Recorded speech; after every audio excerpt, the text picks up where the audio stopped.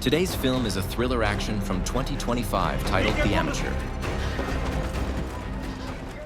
The film opens with a Central Intelligence decoder and analyst named Charles Heller, who's repairing a broken plane in his shed. His wife, Sarah, comes around and asks him to take a break. He returns home and fixes her a cup of coffee. Through their conversation, we learn that Sarah is going on a business trip to London for 5 days. Sarah's taxi arrives soon, so Charles bids her farewell and heads to his work at the CIA. An undercover agent named the Bear meets him right when he enters the building and asks him to fix his damaged computer because he's the brains of the CIA. Agreeing to help him later, Charles takes the elevator and heads to his office. On his computer, he searches for someone's address using Google Maps. Suddenly, he gets a text from an online friend who goes by the alias Inquiline. In a two-way banter, Charles guesses that Inquiline is a 50-year-old man, but he cuts the jokes and tells him to be careful with this information as it is highly compromising for his agency. Charles takes a quick lunch break and returns to decoding the files. Sarah calls him, but he's so distracted by the contents of the file that he doesn't talk to her properly and hangs up on her. The files contain the evidence to prove that the CIA issued drone strikes on countries they had friendly terms with. The evidence confirms that CIA Director Moore and Caleb are behind the attacks. Scenes shift to nighttime, in which we see Charles trying to contact Sarah, but she doesn't respond. When he returns to work the next day, he finds Moore randomly straying outside his office, looking for him. Moore takes him to see Director O'Brien, who breaks to him the news of Sarah's death. Apparently, there was a terrorist attack somewhere in London last night, and many people died in it, including Sarah. After watching the news of the attack, he goes home and mourns Sarah's death silently. Scenes cut straight to him visiting Moore in his office. This time, Caleb is also present. Both of them swear to get to the bottom of this attack and find the culprits. However, Charles isn't satisfied because he's planning on exacting revenge, whereas Moore and Caleb are rather chill about the attack. Later, he goes to the airport to collect Sarah's belongings. He brings them home and finally breaks into tears after going through her suitcase. With his lover gone, he constantly searches for information about the attack online and comes across the entire plot and purpose. Inquiline helps him further by providing surveillance footage of the attack, exposing that there were 4 attackers who shot a guard and escalated things. When the cops came, they took random bystanders as their hostages, and one of them was Sarah. He stops the footage before the attackers shoot Sarah because it will be too painful for him to watch. He finds out from Inquiline that the attacker who shot Sarah was a Russian named Mishka and another one named Elish. There's also a dealer named Gretchen Frank involved in this attack somehow. When Charles shares this discovery with Moore and Caleb, they don't seem surprised, as if they knew the details already. Charles becomes emotional and tries to confront them, but instead they assure him that they will deal with the situation and gaslight him into believing that he needs therapy. He's decent enough to listen to them and go on a therapy session, during which he realizes that if he wants justice for Sarah, he must do something himself instead of relying on the shady Moore and Caleb. He begins his mission by putting a bug in his bureau's access key, which the CIA's high-tech scanners fail to trace. He then prints out the files from his computer that Inquiline had sent him about the drone attacks. He leaves early with the files and drinks at a bar. The next day, he returns to the bureau with multiple copies of the information and uses them to blackmail Moore and Caleb. He demands to be trained and sent off to kill Sarah's attacker, or else he will expose them with the dirt he has on them. Compromised, Moore agrees and appoints a man named Henderson to train Charles for the mission. Henderson receives Charles and drives him to his facility. Meanwhile, some CIA agents set up a private computer lab to go through old footage and see how Charles managed to sneak digital files out of the bureau without getting detected. The agents report the cause to Moore, revealing that they're misusing their power to access the CCTV footage of all the places Charles visits on a daily routine. On the contrary, we see Charles training in the gun range. He's startled and scared because he's never been out in the field before. Just a few rounds.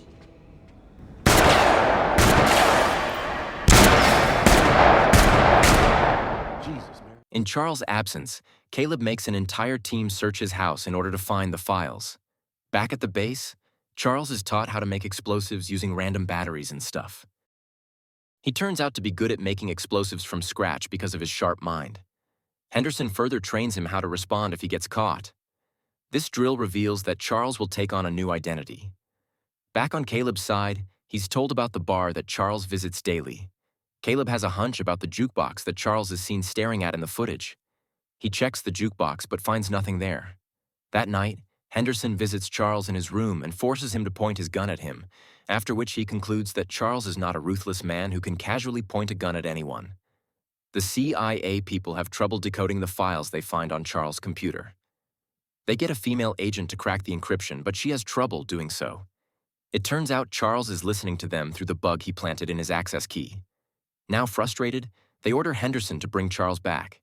Henderson goes to visit Charles in his room, but he's already escaped. When he's at the airport waiting, Moore finds his planted bug and tries to talk to him through it. Charles goes offline and boards the flight. He has flashbacks of Sarah gifting him the plane to fix because he loved fixing things. When he uses his passport at London's airport, Caleb finds out and decides to involve a liaison, but Moore calls it off as he wants to keep the matter private. Subsequently, Charles tracks down Gretchen, his first target, and starts stalking her. He even infiltrates her apartment to look for clues. He finds out about a hospital Gretchen goes to. When Gretchen returns, he hides on the staircase and tries to shoot her, but ultimately backs off. He returns to his room and looks for the hospital Gretchen goes to. The next day, he buys some flowers and enters her hospital as a visitor. Gretchen is seen exercising in a glass cubicle with an oxygen mask on. He barges in her room, posing as a doctor, and adds poison to her oxygen. Tell me where Horst Schiller is and I'll let you out.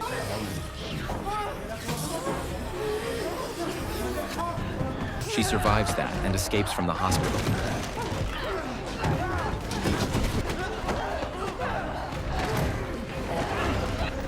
She ends up getting hit by a car on the road and dies. He grabs her phone and runs away.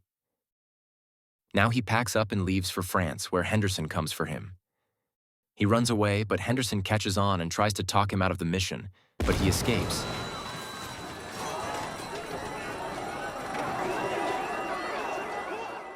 After sleeping the night on the street, he contacts Inquilin for help, who helps him fly to Istanbul via a cargo plane to avoid the CIA.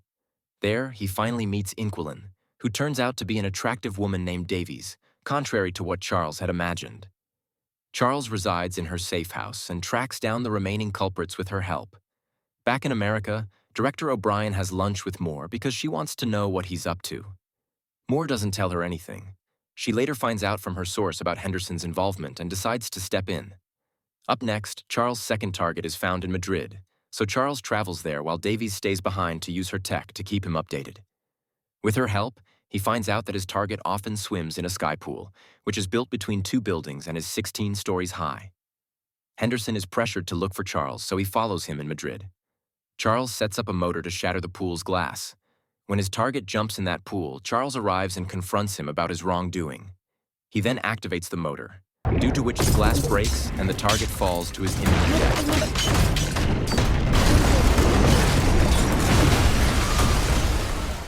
Davies detects that Henderson is in the building, so she makes Charles aware of it. He tries to run, but Henderson catches up to him once again. This time, O'Brien's agent intervenes and picks a fight with Henderson.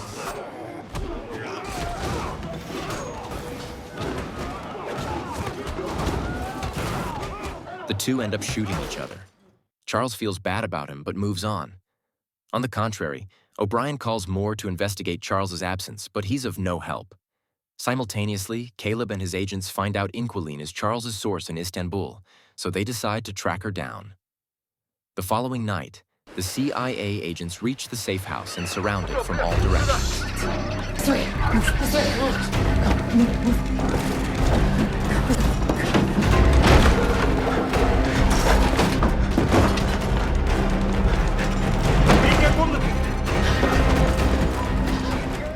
Charles and Davies manage to flee in a car, but they open fire at them.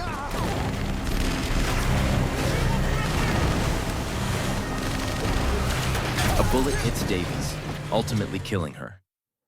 Charles takes over the wheel and manages to escape. He feels guilty for exposing her to the CIA and walks away.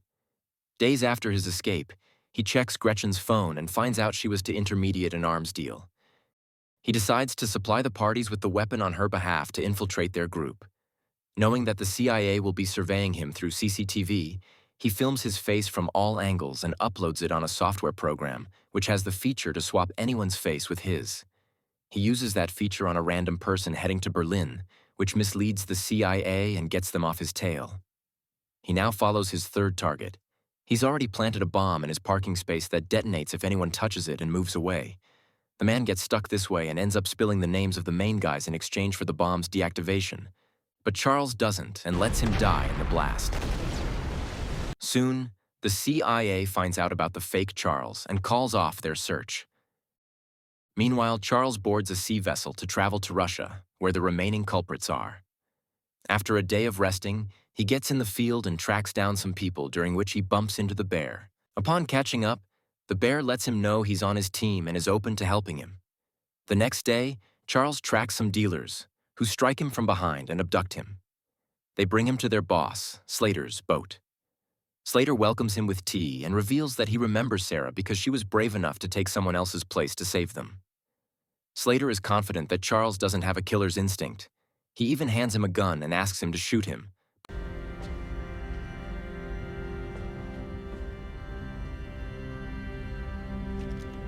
But Charles fails to muster the courage. Instead of shooting, Charles reveals that he's hacked the boat, which is heading towards the Finnish waters, where Interpol is waiting for him. This way, Slater and his men are arrested.